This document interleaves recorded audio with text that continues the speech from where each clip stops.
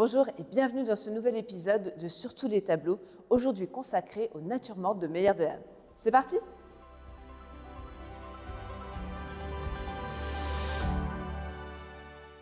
Né en 1852 à Amsterdam, Meyerdehan arrive en France, sans doute à la suite d'une déception artistique.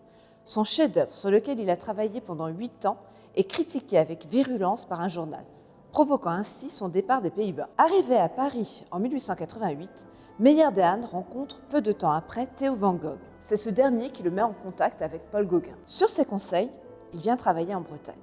D'abord à Pont-Aven, puis au Pouldu. Là, il bénéficie de l'influence de Paul Gauguin, qui dira de lui à Émile Bernard « Dehan marche merveilleusement bien ici ».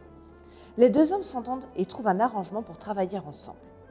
En échange de cours de peinture, Dehan finance l'hébergement de Gauguin. Meyerdehan est avant tout un peintre hollandais, marqué par l'âge d'or de la peinture hollandaise et notamment par les natures mortes. C'est donc naturellement que pour s'entraîner sur les voies de l'impressionnisme, professé par Paul Gauguin, il s'exerce à réaliser des études de fruits et de légumes.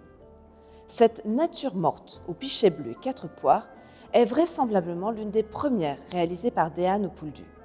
L'influence des natures mortes hollandaises est encore marquée par l'utilisation d'une palette sombre, d'une lumière tombant artificiellement sur les fruits et le pichet.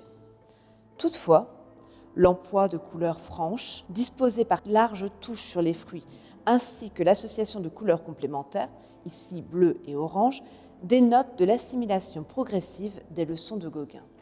Sa palette s'éclaircit, les contours s'affirment et ses compositions deviennent de plus en plus intéressantes. Voilà, c'est terminé pour aujourd'hui. N'hésitez pas à venir au musée de Pont-Aven pour admirer ces chefs-d'œuvre de Meyerdehan.